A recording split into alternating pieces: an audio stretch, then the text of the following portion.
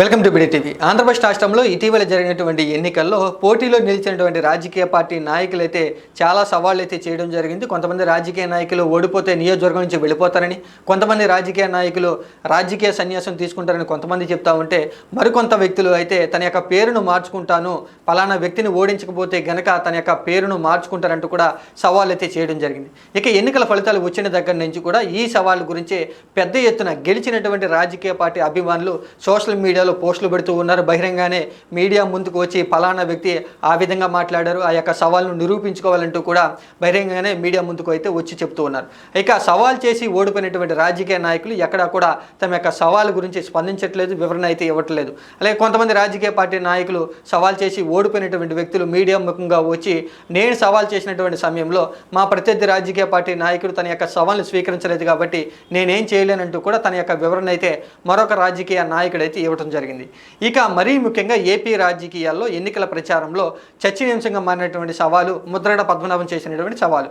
పిఠాపురం నియోజకవర్గంలో పవన్ కళ్యాణ్ ఓడించకపోతే గనక నా పేరును మార్చుకుంటారంటూ అప్పట్లో ముద్రగడ పద్మనాభం ఒక సవాల్ని అయితే విసరడం జరిగింది. ఆయన ఎన్నికల సమయం ముందు వైసీపీ పార్టీలో చేరడం జరిగింది. గోదావరి జిల్లాల్లో వైసీపీ పార్టీ కోసమైనా విస్తృతంగా పర్యటనలో సమావేశాలు ఏర్పాటు చేసి ఎన్నికల్లో వైసీపీ పార్టీని గెలుపొందడం కోసం ఆయన తీవ్రంగా ప్రయత్నాలు అయితే చేయడం జరిగింది.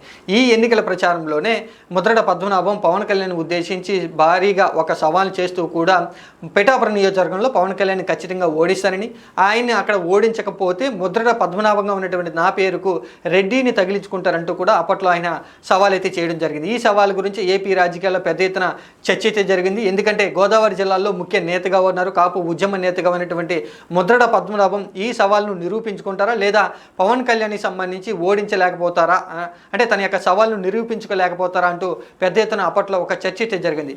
ఎప్పుడైతే ఎన్నికల ఫలితాలు వచ్చాయో పిఠాపురం నియోజకవర్గంలో పవన్ కళ్యాణ్ భారీ మెజార్టీతో గెలిచిన దగ్గర నుంచి కూడా జనసేన పార్టీ అభిమానుల నుంచి పెద్ద ఎత్తున ముద్రగడ పద్మనాభంకు పెద్ద ఎత్తున క్వశ్చన్లు అయితే ఎదురవుతూ ఉన్నాయి. అప్పట్లో ఆయన పేరును మార్చుకుంటారని సవాల్ చేశారు, కానీ ఆయన సవాల్ను నిరూపించలేకపోయారు. అంటే ఆయన పవన్ కళ్యాణ్ ఓడించలేకపోయారు కాబట్టి తన సవాల్ను అయినా సరే నిరూపించుకోవాలి అంటూ పెద్ద ఎత్తున సోషల్ మీడియాలో పోస్టులు పెడుతూ ఉన్నారు. బహిరంగానే మీడియా ముందుకు వచ్చి ముద్రగడ పద్మనాభం ఎప్పుడు పేరు మార్చుకుంటున్నావు అని అంటూ పెద్ద ఎత్తున క్వశ్చన్ చేస్తున్న నేపథ్యంలో ముద్రగడ పద్మనాభం కొన్ని రోజుల ముందు మీడియా ముఖంగా వచ్చి అతి త్వరలోనే తన యొక్క పేరును మార్చుకుంటున్నాను, గెజిట్ సంబంధించి ప్రభుత్వానికి దరఖాస్తు చేసుకున్నాను, అది వచ్చిన వెంటనే తన యొక్క పేరు అనేది మారబోతుందంటూ కూడా అప్పట్లో ఆయన వివరణ అయితే ఇవ్వడం జరిగింది. ఈ వివరణ ఇచ్చి చాలా రోజులు గడుస్తూ ఉన్నా కూడా, అలాగే నిన్నటి రోజున పిఠాపురం నుంచి గెలిచినటువంటి అంటే పద్మనాభం ఎవరి మీద అయితే సవాల్ చేశారో ఆయన గెలిచి డిప్యూటీ సీఎంగా పదవి బాధ్యతలు అయితే స్వీకరించడం జరిగింది. అలాగే తనకు కేటాయించినటువంటి శాఖలకు సంబంధించి పవన్ కళ్యాణ్ మంత్రిగా పదవి బాధ్యతలు స్వీకరించారు కాబట్టి నిన్నటి నుంచి కూడా మరింత ఉధృతంగా ముద్రగడ పద్మనాభం మీద జనసేన పార్టీ అభిమానులు అయితే సోషల్ మీడియాలో ట్రోలింగ్ అయితే చేస్తూ ఉన్నారు.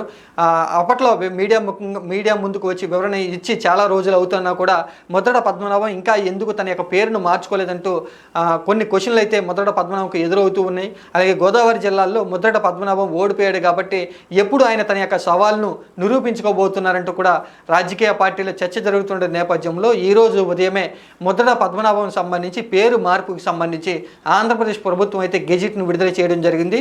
ఇక నుంచి ముద్రగడ పద్మనాభం ప్లేసులో ముద్రగడ పద్మనాభ రెడ్డిగా తన యొక్క పేరును మారుస్తూ కొద్దిసేపటిమే గెజిట్ని అయితే విడుదల చేయడం జరిగింది. గెజిట్ కోసం పేరు మార్పు కోసం దరఖాస్తు చేసుకున్నటువంటి పద్మనాభానికి సంబంధించి పేరును మార్చుతూ కూడా ఆంధ్రప్రదేశ్ ప్రభుత్వం కొద్దిసేపటిమే గెజిట్ని అయితే విడుదల చేయడం జరిగింది. ఈ గెజిట్ ప్రకారం ఇక నుంచి ముద్రగడ్డ పద్మనాభ రెడ్డిగా ముద్రగడ్డ పద్మనాభం అయితే కొనసాగబోతూ ఉన్నారు.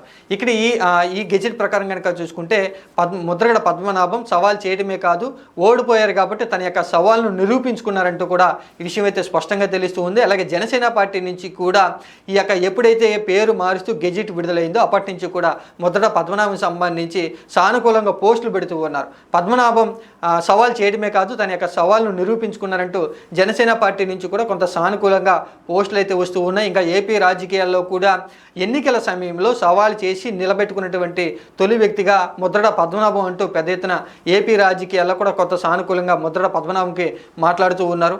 ఇక ఏపీ రాజకీయాలకు సంబంధించి కూడా ఈ రోజు నుంచి కూడా ముద్రగడ పద్మనాభం ముద్రగడ పద్మనాభ రెడ్డిగా మారుతూ గెజిట్ విడుదల కావడంతో ఏపీ రాజకీయాల్లో ఇదే హాట్ టాపిక్గా మారింది.